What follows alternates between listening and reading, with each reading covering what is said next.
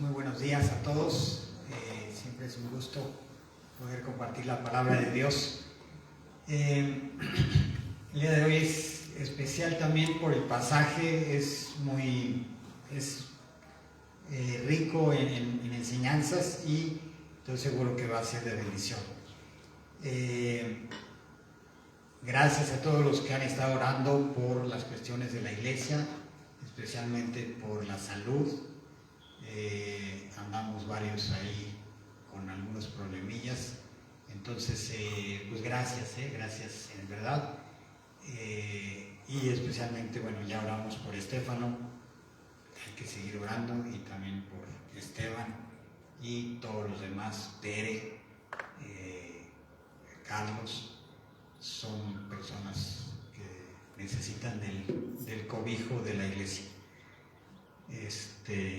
Bien, pues les invito también a todos aquellos que todavía no están sirviendo en la iglesia, pues a que se acerquen y empiecen a servir. Es una bendición, es un privilegio, y la idea es que lo aprovechemos todos.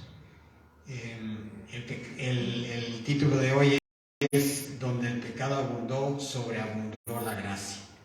De Romanos 5, 13 hasta el 21 es el pasaje, y voy a dar simplemente una especie de repaso de la última vez para que nos enganchemos con el tema y podamos aprender. Entonces, dijimos que ha habido dos hombres que afectaron a toda la raza humana de una manera eterna, y esto es un impacto gigantesco. Esos dos hombres son Adán y Cristo. Dijimos también que Jesús de Nazaret es un personaje histórico con registro en varias partes de la historia, y nos preguntamos si Adán también sería un personaje histórico o simplemente es un personaje ficticio que a Dios se le ocurrió ponerlo ahí en el cuentito de la creación. Entonces la respuesta fue que pues Jesús se refirió a Adán como personaje histórico y a la creación como un evento real. Cuando dijo Jesús, pero desde el principio de la creación Dios los hizo varón y hembra. Entonces ahí Jesucristo pues está afirmando la existencia de Adán, y pues Jesús es Dios, no miente y no puede estar haciendo referencia a un cuento como algo histórico, entonces tiene que ser congruente. Y la pregunta es muy válida: ¿cómo es que alguien por un solo acto puede afectar a tantos? ¿Sí? Esa es la pregunta que es válida. Y decíamos que si dudas que un acto de Cristo pueda traer salvación a muchos, entonces tenemos que fijarnos en otro hombre que por un acto también afectó a todos. Ese otro hombre es Adán. Cuando Adán y Eva pecaron, uno de los efectos fue que espiritualmente murieron, en el sentido de que rompieron la comunión con Dios. En ese sentido murieron. El pecado de Adán tuvo un impacto crucial en toda la creación. El pecado entró en Adán y también entró en el mundo. Dejaron entonces de tener comunión con Dios. Y nos preguntamos si el relato de la caída de Adán explica el mundo como lo conocemos. O sea, ese relato realmente explica este mundo, nuestra realidad. ¿La explica el relato de Adán? ¿O es simplemente una fábula, una alegoría que nada tiene que ver con el mundo, con la realidad que vivimos? Y la Biblia dice que desde entonces nos hicimos esclavos del pecado y así nacemos. Nadie tiene que enseñarle a un niño a mentir o a enojarse. Eso es cierto, todos lo vemos, lo comprobamos con cada niño que nace. Nadie le tiene que enseñar a enojarse ni a mentir. Y podrá parecer una historia muy simple, muy tierna, muy infantil, esto de Adán y Eva, pero la verdad es que explica el mundo en que vivimos. Sí lo explica. Y dijimos también que no eres pecador porque pecas, sino más bien empezaste a pecar porque naciste pecador. Y porque naciste pecador, estás muerto espiritualmente y morirás físicamente tarde o temprano. Y los números pues confirman el relato de Adán como verídico. El 100% de las personas que han pisado este planeta nacemos corrompidos, el 100% de personas pecamos y el 100% de personas morimos.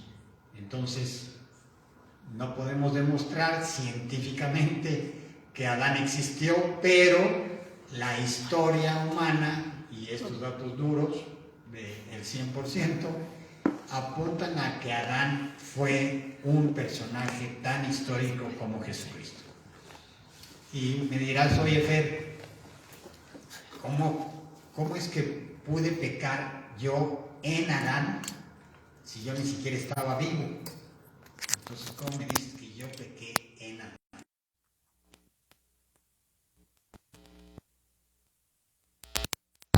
Y bueno, hasta aquí es el resumen.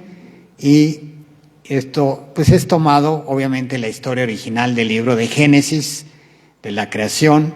Y Génesis es un libro maravilloso, pues ahí viene el génesis de muchas cosas, no solo de la vida, del universo, sino también el génesis de los problemas matrimoniales, el génesis del odio, el génesis de la civilización, el génesis de todo. Entonces les recomiendo ese libro a todos, el libro de Génesis. Y hoy vamos a cubrir entonces el resto del capítulo 5, que es lo que vamos a leer ahorita. Lo voy a leer todo para engancharnos en el pasaje y tener el contexto. Por tanto, tal como el pecado entró en el mundo por medio de un hombre y por medio del pecado la muerte, así también la muerte se extendió a todos los hombres porque todos pecaron. Pues antes de la ley había pecado en el mundo, pero el pecado no se toma en cuenta cuando no hay ley. Sin embargo, la muerte reinó desde Adán hasta Moisés, aún sobre los que no habían pecado con una transgresión semejante a la de Adán, el cual es figura de aquel que había de venir. Pero no sucede con la dádiva como con la transgresión, porque si por la transgresión de uno murieron los muchos, mucho más la gracia de Dios y el don por la gracia de un hombre, Jesucristo, abundaron para los muchos. Tampoco sucede con el don como con lo que vino por medio de aquel que pecó, porque ciertamente el juicio surgió a causa de una transgresión, resultando en condenación. Pero la dádiva surgió a causa de muchas transgresiones, resultando en justificación. Porque si por la transgresión de un hombre, por este reinó la muerte, mucho más reinarán en vida, por medio de un hombre, Jesucristo, los que reciben la abundancia de la gracia y del don de la justicia. Así pues, tal como por una transgresión resultó la condenación de todos los hombres, así también por un acto de justicia resultó la justificación de vida para todos los hombres. Porque así como por la desobediencia de un hombre los muchos fueron constituidos pecadores, así también por la obediencia de uno los muchos serán constituidos justos. La ley se introdujo para que abundara la transgresión, pero donde el pecado abundó, sobreabundó la gracia, para que así como el pecado reinó en la muerte, así también la gracia reine por medio de la justicia para vida eterna, mediante Jesucristo nuestro Señor. Bueno, es un pasaje un poco extenso, pero lo vamos a ir desglosando y se va a entender muy bien, yo estoy seguro. Ok, entonces, recapitulando, vamos a los primeros 2 versículos que están ahí, ya los leímos, que dicen, pues antes de la ley había pecado en el mundo, pero el pecado no se toma en cuenta cuando no hay ley, Sin embargo, la muerte reinó desde Adán hasta Moisés, aún sobre los que no habían pecado con una transgresión semejante a la de Adán, el cual es figura de aquel que había de venir. Bien, entonces, ¿cómo sabemos que todo el mundo fue afectado por el pecado de Adán? Porque reinó la muerte, como dice el pasaje. Por eso sabemos. Pablo lo aclara también en el versículo 14. Aun cuando las personas no desobedezcan un mandato expreso, claro, dado por Dios, como fue el caso de Adán, es evidente que pecaron. ¿Por qué digo que es evidente? Porque murieron, ¿sí? Esa es la prueba de que todos recibieron una naturaleza pecaminosa. ¿Por qué? Porque todos pecaron. Llegado el momento, desobedecieron la ley de Dios, escrita en sus corazones, y sabemos que todos pecaron porque todos murieron. A partir de los hijos de Adán y Eva, para ser pecadores, todo lo que tuvimos que hacer fue nacer. Nada más. Con nacer ya tienes tu credencial de pecador. Aunque nunca conocimos a Adán, finalmente nuestra madre nos dio a luz y nacimos pecadores. Y pasamos el mismo legado a nuestros hijos. En realidad, no fuiste ni eres responsable de toda esa cadena de eventos.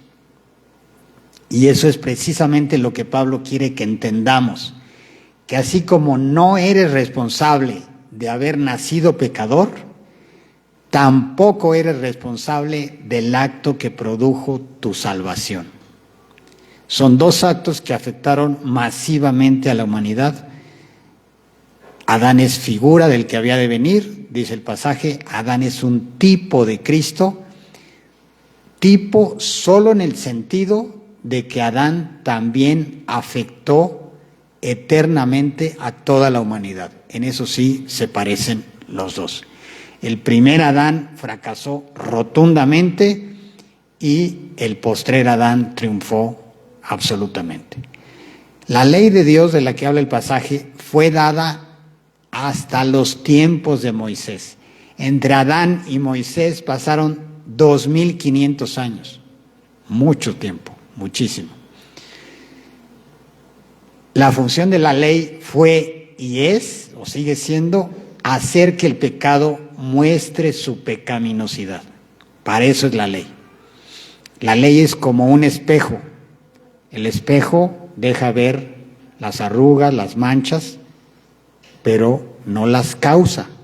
El espejo no causa ni las arrugas ni las manchas, solo te las deja ver. Entonces, en eso es semejante a la ley.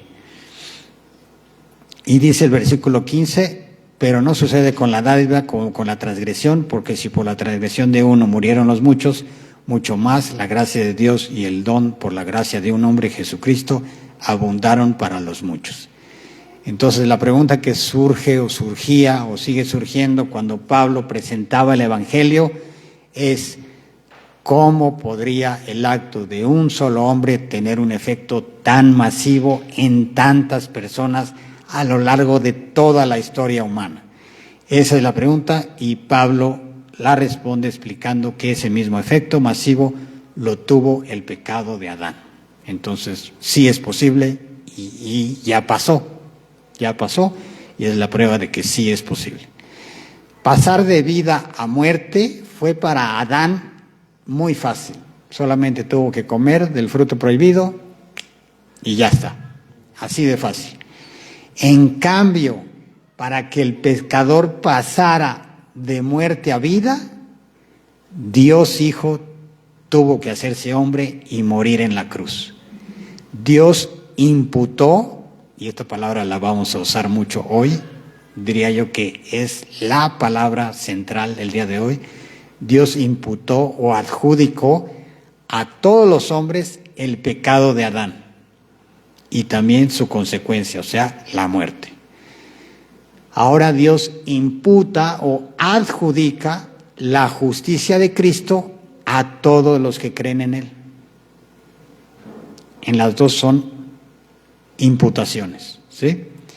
Ni estabas ahí con Adán, pero ya tienes esa naturaleza corrupta, pues eres descendiente de Adán. Fuiste hecho pecador en Adán. Dios imputó o adjudicó a todos el pecado de Adán. ¿Hiciste algo para merecer las consecuencias positivas del acto de Cristo? No, no hiciste nada, ni tú ni yo hicimos nada para ser salvados, solo creímos.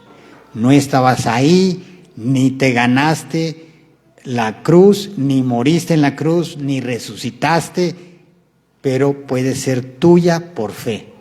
Todo eso puede ser tuyo por fe. Fuiste hecho justo en Cristo, así como fuiste hecho pecador en Adán, fuiste hecho justo en Cristo. Y Dios te imputa o te atribuye la justicia de Cristo. Es un paralelo maravilloso entre Adán y Cristo. Tanto el pecado de Adán como la justicia de Cristo nos son imputados, adjudicados. Entonces, este paralelismo también se menciona en este versículo. Como en Adán todos murieron, también en Cristo todos serán vivificados. Es lo que dice Pablo en Corintios. Y el efecto de Adán solo puede ser anulado por la obra de Cristo. En cambio, el efecto de Cristo nunca podrá ser anulado por nadie ni por nada. Esa es una gran diferencia. Entonces, el efecto de Cristo supera por mucho al daño que hizo Adán. Por eso Cristo es superior en todos sentidos. El versículo 16 dice: tampoco sucede con el don como con lo que vino por medio de aquel que pecó, porque ciertamente el juicio surgió a causa de una transgresión, resultando en condenación, pero la dádiva surgió a causa de muchas transgresiones, resultando en justificación. Aquí lo dice de otra manera: Adán produjo condenación, Cristo produjo justificación. Por Adán nos es imputada la condenación, por Cristo nos es imputada la justificación. La condenación vino por un pecado cometido por Adán, la justificación cancela trillones y trillones de pecados. Eso fue lo que tuvo que pagar Cristo. La condenación hace culpables a todos, la justificación hace justos a muchos, no a todos, porque la justificación tiene que ser aceptada por fe. La gracia es más grande que todo nuestro pecado, mucho más grande. La gracia sobreabunda y alcanza para todos los pecados. La justificación, esto es interesante, no solo nos regresa al estado de Adán, sino que nos lleva al estado celestial con Dios eternamente. Por eso Cristo es superior a Adán, porque lo que hizo Cristo no solo nos regresa al estado en que estaba Adán, sino nos lleva a un estado superior y mucho más pleno. Dice después: porque si por la transgresión de un hombre por este reinó la muerte, mucho más reinarán en vida por medio de un hombre, Jesucristo, los que reciben la abundancia de la gracia y del don de la justicia. Así pues, tal como por una transgresión resultó la condenación de todos los hombres, así también por un acto de justicia resultó la justificación de vida para todos los hombres. Porque así como por la desobediencia de un hombre los muchos fueron constituidos pecadores, así también por la obediencia de uno los muchos serán constituidos justos. Piénsalo de esta manera: si un solo pecado, el de Adán, condenó a toda la raza humana, ¿qué será pagar por todos los pecados de todas las personas de toda la historia? Si uno causó tanto daño, tanto efecto tan maligno, ¿qué sería para Cristo pagar por trillones y trillones de pecados? Los creyentes reinamos no solo en el futuro, sino que reinamos en vida, como dice el pasaje, ahora, porque el pecado ya no tiene dominio sobre nosotros, por eso reinamos en vida. La muerte de Jesús nos da la vida eterna, pero eterna cuando nos muramos. Pero aquí en la tierra nos da una vida plena sin esclavitud al pecado. Y eso es decir mucho, ¿eh? Este viernes fui al anexo y una vez más pude comprobar que la adicción es tremenda, tremenda. Pasan semanas, meses, vuelvo a ir y sigo yendo y vuelvo a ir y vuelvo a ver a los que vi hace como 8 meses. Porque regresan, todos regresan. ¿Verdad, Gabo? Todos regresan. La gran mayoría. Y los que no regresan es porque o ya se murieron o ya están en un hospital o en la cárcel. Pero es una estadística apabullantemente tremenda. Solo conozco a uno que salió, fue Nacho el que estuvo aquí y ya se fue a Cancún. No sé cómo andará, pero es realmente tremenda la adicción. Y ese es el dominio del cual nos libra Jesucristo. Cristo fue y es eternamente justo, pero el versículo 18 habla de un acto de justicia. Toda la vida justa y perfecta de Cristo no podía quitar uno solo de nuestros pecados. Aunque Jesús viviera perfectamente, eso no bastaba para quitar nuestros pecados. El acto de justicia del que habla el pasaje es de la muerte de Cristo. La muerte es así, quitó nuestros pecados. Y dice en el 20 y el 21, la ley se introdujo para que abundara la transgresión, pero donde el pecado abundó, sobreabundó la gracia. Para que así como el pecado reinó en la muerte, así también la gracia reine por medio de la justicia para vida eterna mediante Jesucristo nuestro Señor. Entonces, otro contraste entre la ley y la gracia es el versículo 20, la ley entró. ¿Produjo la ley justicia? No, no produjo justicia, no produce justicia. La ley entró para que abundara la transgresión. Y cuando la ley entró, el pecado se hizo más evidente. La ley nunca fue una herramienta de salvación. La ley solo te dice lo que está mal, pero no te ayuda a cumplirla. Eso es lo tremendo de la ley. Sí, la entiendes, la ves, ¿estás de acuerdo? Sí, pues sí está bien. ¿Y cómo le hago para cumplirla? O sea, la ley no me ayuda en ningún sentido a cumplirla. Ese es el punto de la ley, solo hace más evidente. Y dice que la ley hace que el pecado abunde y de alguna manera incluso la ley incita al pecado o lo propicia. Ahorita les voy a poner aquí un versículo que dice aquí de Proverbios: la mujer necia es escandalosa, es ignorante y ni siquiera lo sabe. Se sienta a la puerta de su casa, en lo más alto de la ciudad, llama a los que pasan por allí, a los que andan por el buen camino. Vengan conmigo los inexpertos, les dice a los faltos de juicio. El agua robada es más refrescante y el pan que se come a escondidas sabe mejor. La ley incita al pecado.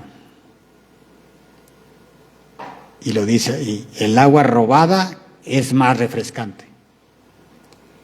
El pan que se come a escondidas sabe mejor. Qué tremendo. Estamos echados a perder, de veras estamos echados a... Porque sí es cierto, yo lo he comprobado en mi vida, esto es cierto. Así somos. Entonces, en un sentido, o cuando dicen no pisar el césped, ¿no? Pues es como que la señal para irlo a pisar. Así somos. Entonces la ley estimuló al pecado y luego condenó al pecador, porque la ley no tiene el poder para cambiar el corazón. La gracia, en cambio, sí tiene el poder para cambiar el corazón. Esa es la gran diferencia entre ley y gracia. La gracia tiene un poder impresionante. Y pues es sorprendente pensar que lo que Adán desató por su pecado, la cantidad incalculable de pecado, fue castigada en Cristo. Todos esos pecados, imagínate, desde Adán hasta el tiempo de Cristo, y después también porque pagó por nuestros pecados. Él ya sabía todo lo que íbamos a hacer. La pregunta es, ¿cómo podía absorber tanto castigo una persona? Bueno, porque Jesús es una persona infinita, es infinito en todos sus atributos, es infinito en todo, es perfecto en todo. Por eso una persona pudo en 3 horas pagar toda la maldad de todos los hombres de todos los tiempos.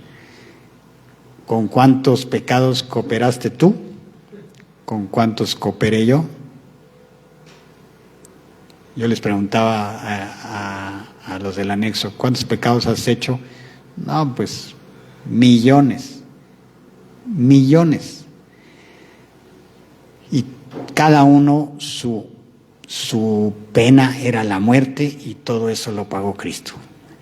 Ahí en la cruz pensó en ti y te amó tanto que pagó por ti para que tú no lo tengas que pagar en la eternidad, en un lugar muy feo que se llama infierno, y que sí existe. La prueba de que existe es la cruz. Si no existiera el infierno, ¿para qué ir a morir a la cruz? No tiene sentido. Pues al fin no existe, pues ya nos vamos a desintegrar.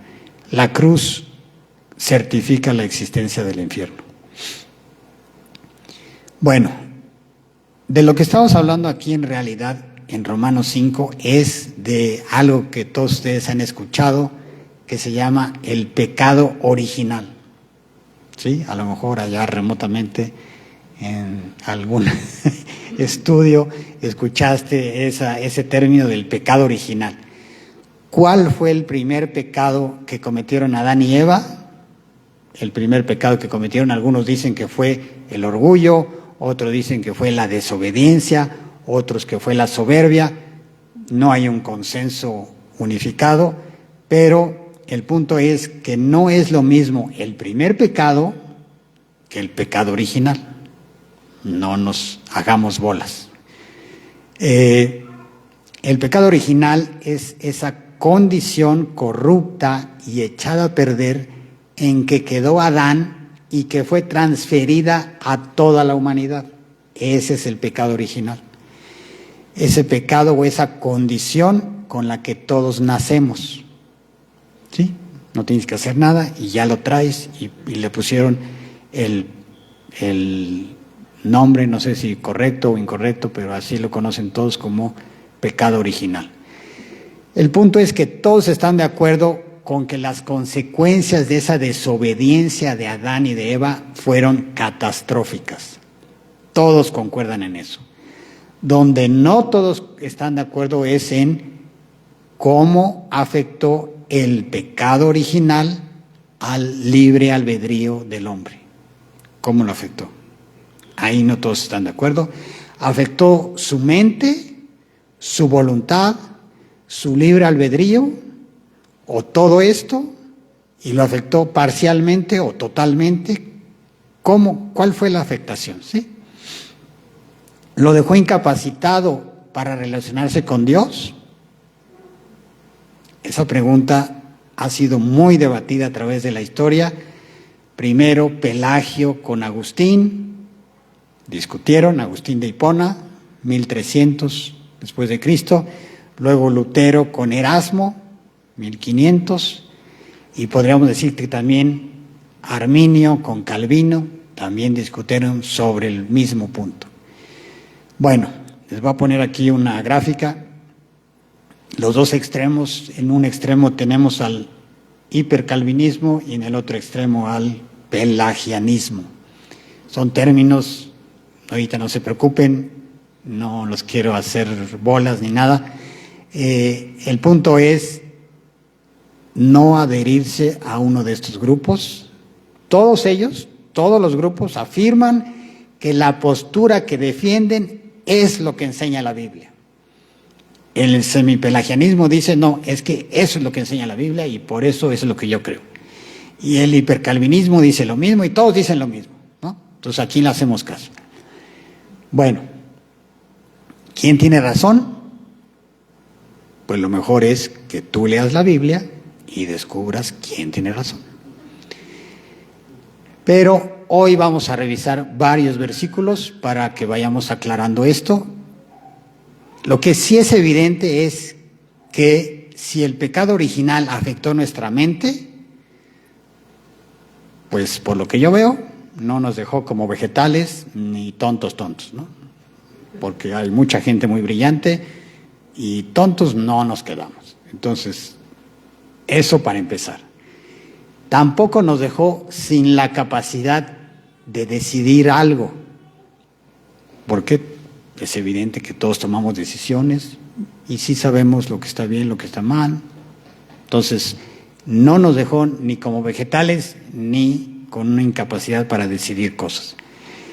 En su debate con Pelagio, Agustín argumentó que antes de la caída Adán tenía 2 capacidades, o 4, capacidad de pecar y capacidad de no pecar. Y también capacidad de morir y capacidad de no morir. O sea, si no pecaba, no moría. ¿Sí? Entonces tenía esas capacidades. Después de la caída, los descendientes de Adán perdimos la capacidad de no pecar. Eso es lo que decía Agustín. Y créanme que Agustín es el más grande teólogo de los primeros 1000 años de la historia de la Iglesia. Entonces, perdimos la capacidad de no pecar. Desde la caída, ningún ser humano ha tenido una vida sin pecado. Y por eso todos han muerto. Y seguiremos muriendo. Ahora, eso no significa que todos pecamos 24/7 a cada instante y que todos hacemos todo el mal que es posible hacer. No, evidentemente, ahorita estamos tranquilos y nos estamos portando bien. Entonces, no significa que pecamos así a manos llenas. Significa que no tenemos una inclinación natural para desear y hacer las cosas de Dios. Eso sí significa. Pero sí podemos alcanzar una virtud cívica, ¿sí? Como aquí todos son cívicamente virtuosos, nadie está matándose ni nada. Entonces, eso es lo que concluyó Agustín. Después de la caída no es posible no pecar y no es posible no morir. En el cielo recuperas la posibilidad de no pecar y de no morir hasta el cielo. El resumen en una frase podría ser así: el ser humano tiene libre albedrío y libremente escoge ir en contra de Dios. Ese es el resumen en una frase. Libremente escogemos ir en contra de Dios. ¿Siempre y a todas horas? No. Pero sí, en general y en las cosas de Dios, siempre lo hacemos. Entonces, el punto es saber en qué áreas y hasta dónde el pecado original nos afectó. Eso sí es necesario descubrirlo. Entonces vamos a dejar a un lado a Pelagio, a Agustín y a la banda de teólogos y vamos a ver a Jesucristo, a ver qué dice Jesucristo, ¿sí? En cuanto a nuestra libertad, a esa libre albedrío, a esa libertad que tenemos. ¿Ok? Vamos a ver. Dice, está hablando Jesucristo, y conocerán la verdad y la verdad los hará libres. Ellos le contestaron: somos descendientes de Abraham y nunca hemos sido esclavos de nadie. ¿Cómo dices tú, serán libres? Jesús le respondió: en verdad les digo que todo el que comete pecado es esclavo del pecado, y el esclavo no queda en la casa para siempre. El Hijo sí permanece para siempre, así que si el Hijo los hace libres, ustedes serán realmente libres. Ahí lo está diciendo Jesucristo, no es Pelagio, no es Agustín, no nos hagamos bolas, lo dice Jesús, el pecado nos hizo esclavos. Y ahí también lo dice, solo Jesús nos regresa la libertad para no pecar. Clarísimo. Dice también Jesucristo, nadie puede venir a mí si no lo atrae el Padre que me envió, y yo lo resucitaré en el día final. Nadie, como decía Luis Méndez, ¿sí saben qué es nadie? Pues nadie, ¿no? Nadie es nadie. Poder es una incapacidad, nadie puede, es que sencillamente es imposible. Sí, el condicional sí es a menos que, o indica una condición necesaria. La condición necesaria es que te atraiga el Padre. Nadie, Jesús lo está diciendo, nadie puede venir a mí si mi Padre no lo atrae. Y por otro lado dijo que somos esclavos del pecado. Entonces, si estamos en esa condición de esclavos, la misma persona, Jesucristo, dice, no puedes dejar de ser esclavo si el Padre no te atrae. Creo que está claro y no se necesita ser teólogo para entender esto. Lo primero que nos debe ocurrir a todos es que el Padre nos atraiga hacia Jesús, y entonces te libera de la esclavitud al pecado y quedas libre. Si creíste, si eres salvo, si eres creyente, eres cristiano, necesariamente esto te ocurrió. A lo mejor no te diste cuenta, ahora sí que ni cuenta te diste, pero ocurrió. Dios te atrajo, como dice por ahí, con cuerdas de amor, te atrajo. Jesús dice claramente que somos esclavos del pecado. Hoy en día la visión humanista es la dominante en todo el planeta y enseña que el hombre, esto le enseñan a los niños en las escuelas, el hombre es básicamente bueno. Ya en el fondo, el hombre es bueno. Eso es lo que enseña el humanismo, y esta visión está claramente opuesta a lo que dice Dios en la Biblia. El hombre, la Biblia dice que el hombre en el fondo, somos malos. Y el humanismo dice lo contrario. El hombre es básicamente malo porque Adán pecó y se corrompió toda la creación. Y la prueba es que todos pecan y todos mueren. Dirás, ¿y a ti y a mí de qué nos sirve saber esto? Bueno, ¿de qué nos sirve saber que, pues sí, todos estamos echados a perder, que somos esclavos del pecado, nos vamos a morir de pesimismo? Bueno, un caso práctico. Nos sirve para vivir ubicados en la realidad y no en fantasías humanistas. De eso nos sirve. Sabiendo esto, puedes entender que la esclavitud al pecado en tu pareja o en tu hijo, porque ellos también son seres humanos, esclavos al pecado, está más allá de sus fuerzas. No la puede vencer, sencillamente lo sobrepasa o la sobrepasa. Esto es muy importante, muy práctico. Si pudiera vencer la esclavitud a su pecado, entonces Jesús mintió, diciendo que solo Él podía liberarnos. Si tu pareja o tu hijo pudiera vencer la esclavitud a su pecado, entonces Jesús es un mentiroso.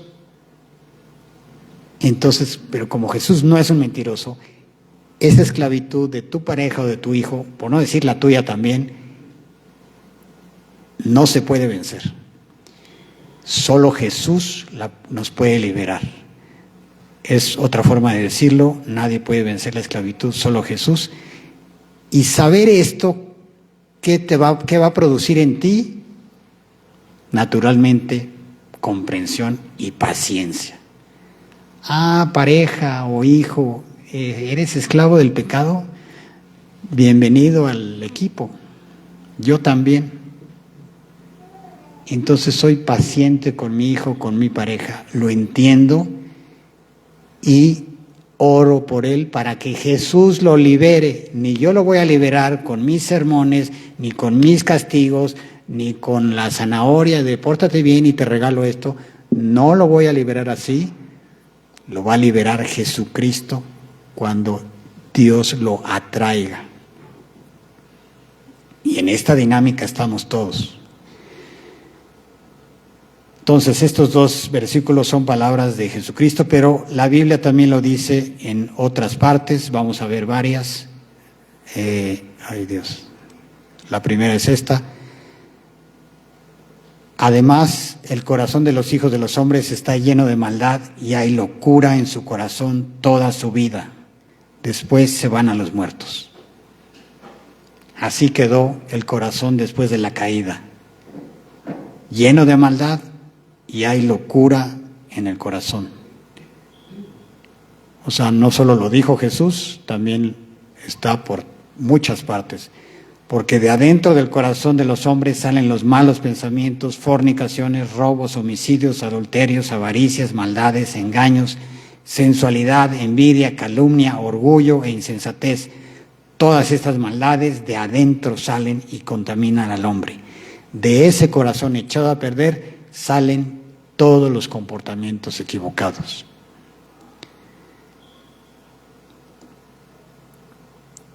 La mentalidad pecaminosa es enemiga de Dios, pues no se somete a la ley de Dios ni es capaz de hacerlo. Los que viven según la naturaleza pecaminosa no pueden agradar a Dios.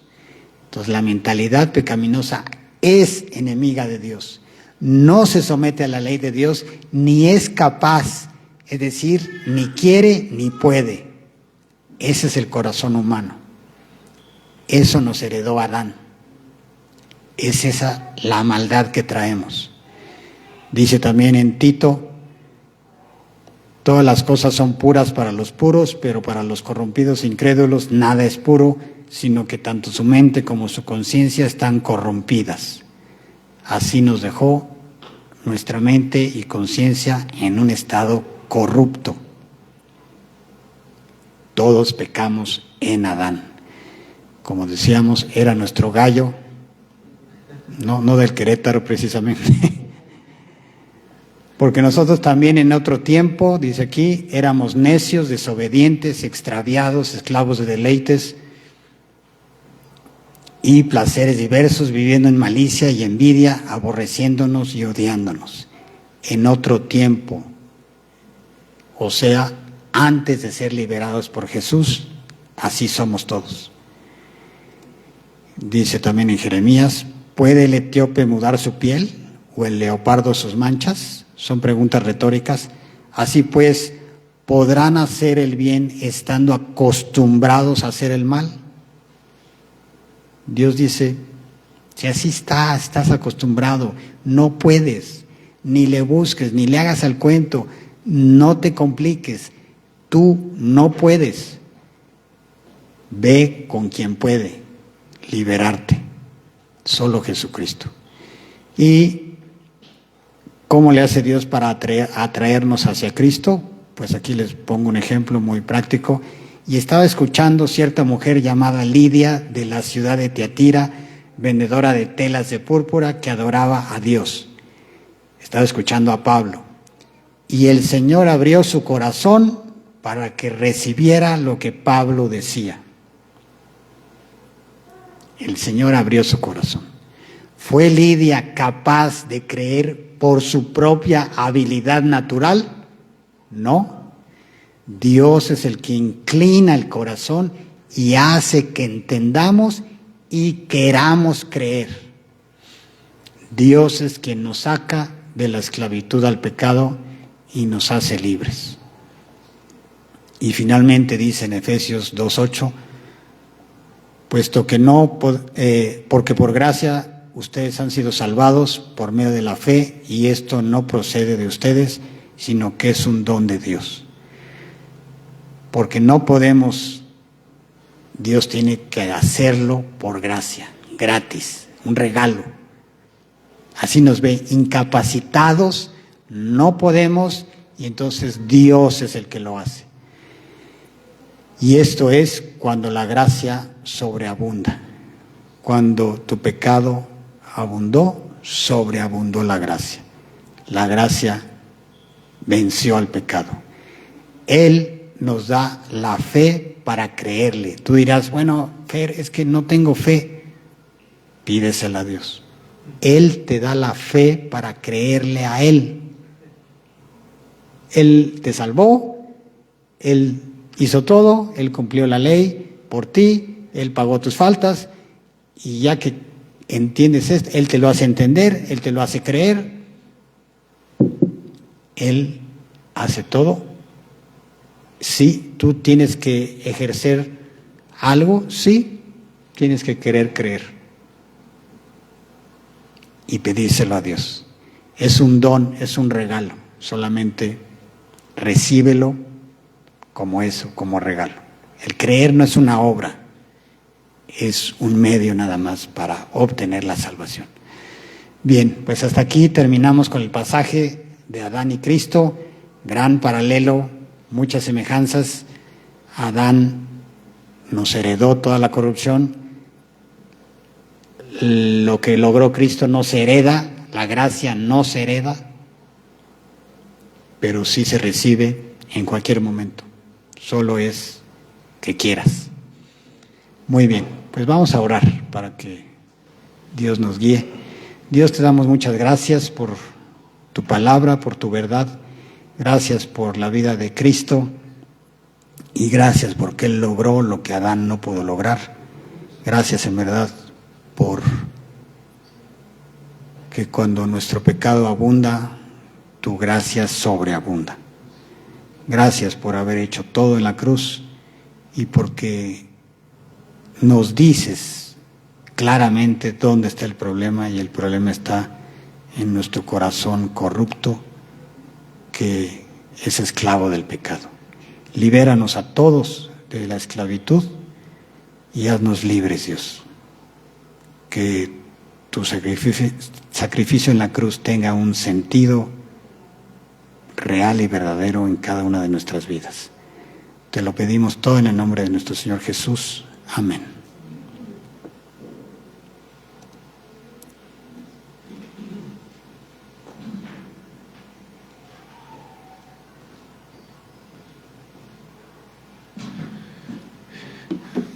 Dice en 1 de Timoteo 6:9, porque los que quieren enriquecerse caen en tentación y lazo, y en muchas codicias necias y dañosas que hunden a los hombres en destrucción y perdición.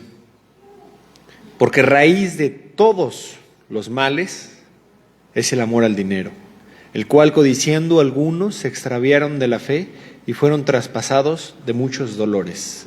Muchas veces amamos más la creación de Dios, adoramos y que amamos más la creación de Dios que al Dios de las creaciones. Recordemos que Él fue el que hizo todo en este mundo y nos da la oportunidad de poderlo honrar con nuestros bienes, en lugar de amar su creación, que al final pues lo hizo para que nos pudiéramos deleitar, mas no para adorar a ello. Vamos a orar por esto. Gracias, mi Dios, porque el día de hoy nos muestras tu misericordia, tu amor, y nos das esta palabra, mi Señor, donde podemos entender que te debemos amar a ti sobre todas las cosas. En verdad tú eres muy generoso, eres un Dios que nunca se limita, nos das en gran abundancia, mi Señor. Y te quiero pedir porque el día de hoy bendigas nuestros corazones y nos permitas darte generosamente, mi Señor. Que tú quites toda codicia, quites todo amor al dinero que podamos tener y lo pongamos a ti, mi Señor. Que te amemos más a ti sobre todas las cosas y que te honremos con nuestras ofrendas que te vamos a dar. Gracias por esta oportunidad tan hermosa, gracias por la prédica. En el nombre de Jesús, amén. Quien guste dar su ofrenda, en algunas sillas hay algunos sobres y en la parte de atrás está la caja y hay más sobres para el que guste. Continuamos con las alabanzas.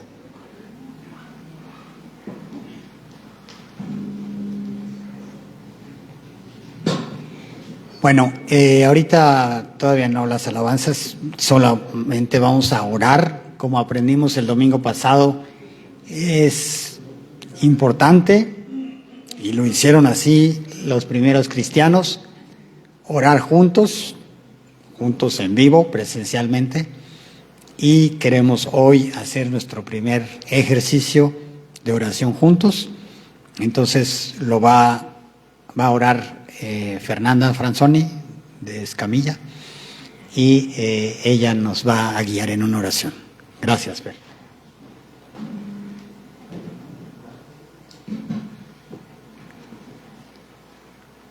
Bueno, buenos días. Si me pueden acompañar en oración, por favor, inclinar sus rostros.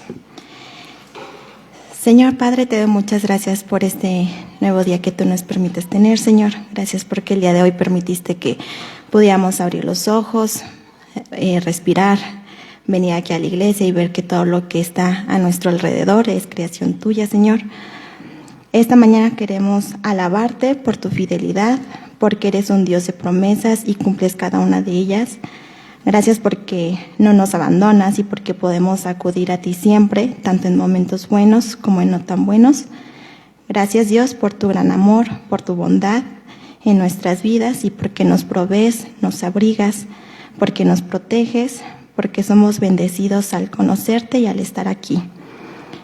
Padre, tú eres un Dios de perdón y esta mañana también queremos pedirte perdón por todas las cosas que pensamos, que decimos o que hacemos contra ti o contra nuestros hermanos, amigos, familia, incluso contra personas que no son creyentes. Ayúdanos a serte fiel, así como tú eres con nosotros, y moldea nuestras vidas para agradarte y ser ejemplo de tu nombre ante los demás. Por otro lado, también te quiero dar gracias por las pruebas que nos permites tener a cada uno de los que estamos aquí. Solamente tú sabes por qué permites que pasemos por ellas, pero sabemos que todas las cosas nos ayudan a bien y que tú las permites para trabajar en nuestras vidas. Tú conoces el corazón y la vida de cada uno de los que estamos aquí y conoces exactamente las situaciones por las que estamos pasando. Conoces perfectamente a las personas que están atravesando por problemas de salud como cáncer, lupus, EPOC, derrame cerebral, problemas de audición y de visión, las que están recuperándose de alguna enfermedad o de alguna operación. Sabes quiénes están teniendo algún tipo de problemas legales, Señor. También conoces los anhelos del corazón de cada una de las familias y personas que estamos aquí, Señor. Tú conoces también cada situación, que es increíble poder acudir a ti con un corazón sincero y humilde y pedirte que tú sanes, protejas, guíes, des sabiduría y paz a los que estamos aquí atravesando situaciones de salud, familiares y personales.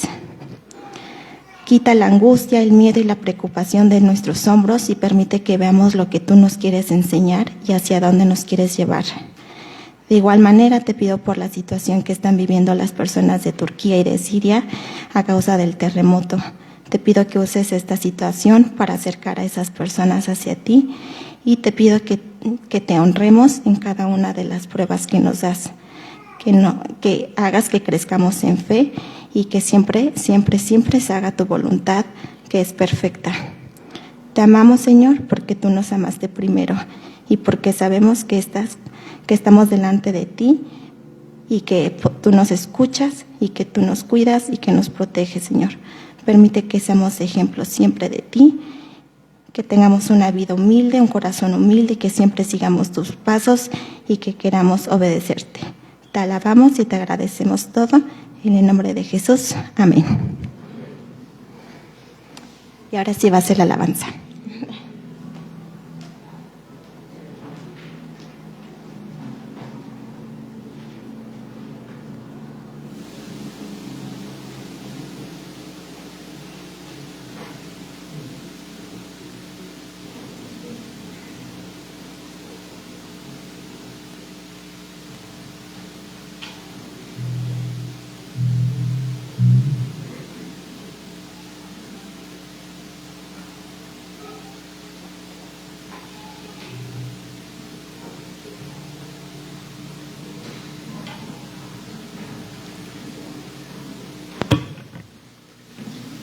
Bien, hermanos, vamos a concluir con 2 alabanzas.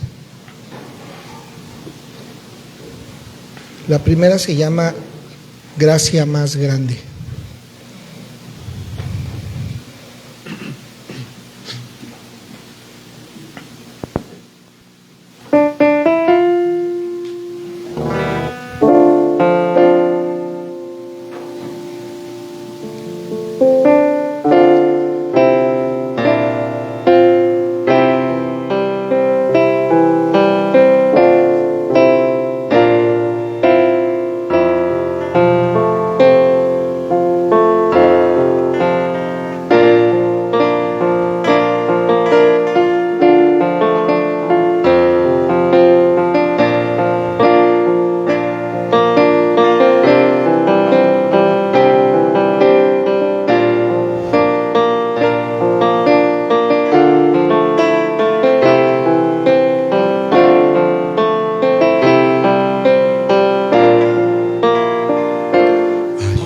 Una fuente que lava toda iniquidad, y sus heridas fluye el más dulce manantial, quita mi culpa, perdona toda mi maldad.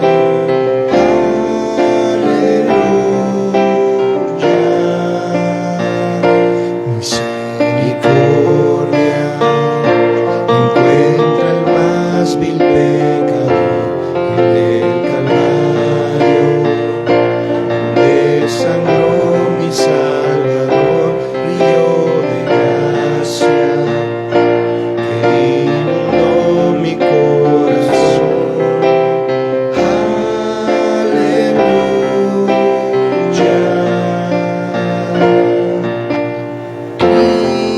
Cristo, tu sangre me hace más que vencedor. ¿Quién podrá separarme? Cristo, tu nombre es mi refugio y salvación, poderoso. Hay una fuente que borra todo mi temor y mi vergüenza.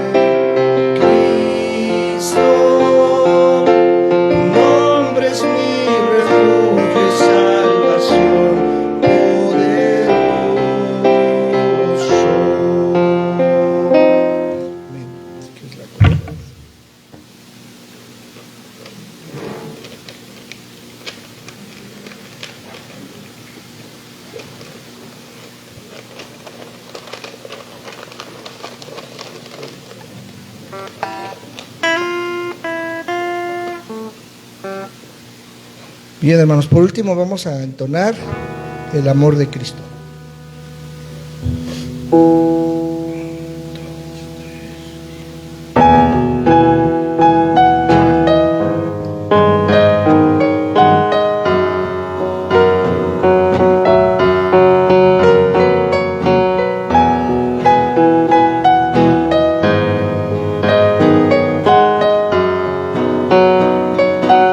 Profundo es el amor de Cristo,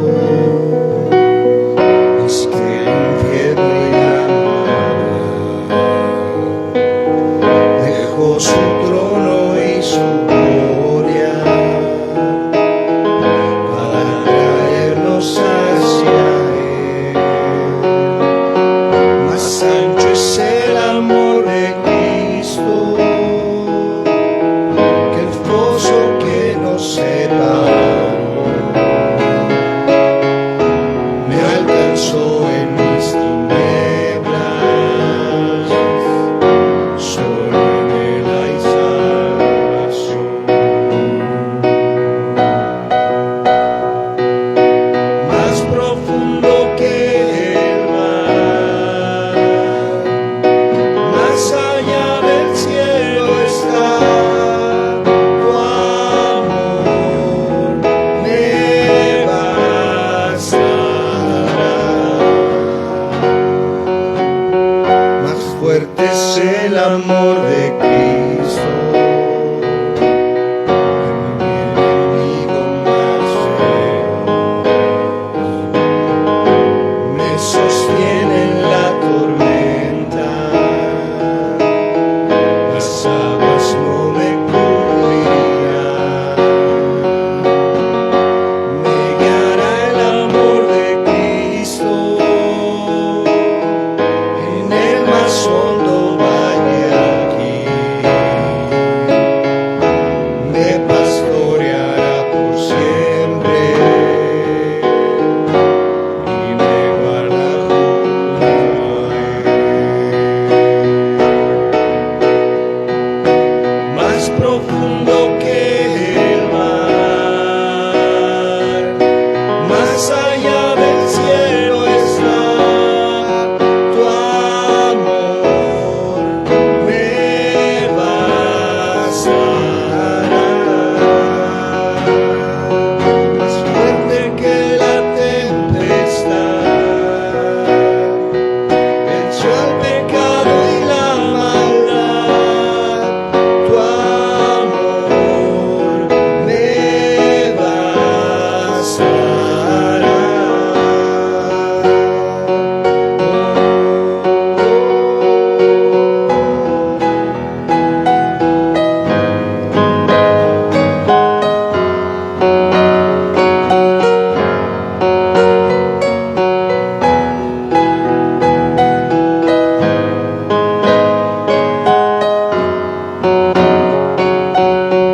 Más dulce es el amor de Cristo, mientras más cerca estoy del fin.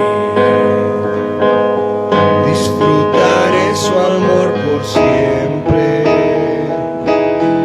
ante su trono estaré. Me llenará el amor de Cristo, al su rostro contemplar. Yo le amaré por siempre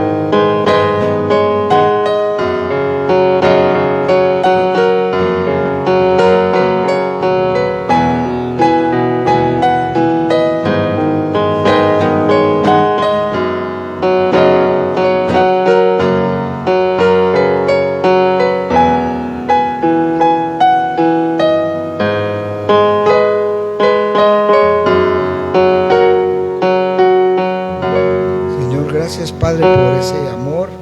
Gracias, Señor, porque cuando éramos totalmente pecadores, Señor, tu gracia sobreabundó. Y gracias, Señor, a ti sea toda la gloria, Señor, de eternidad a eternidad. Tu obra es perfecta, Señor, y nos gloriamos en ti, Señor Jesucristo.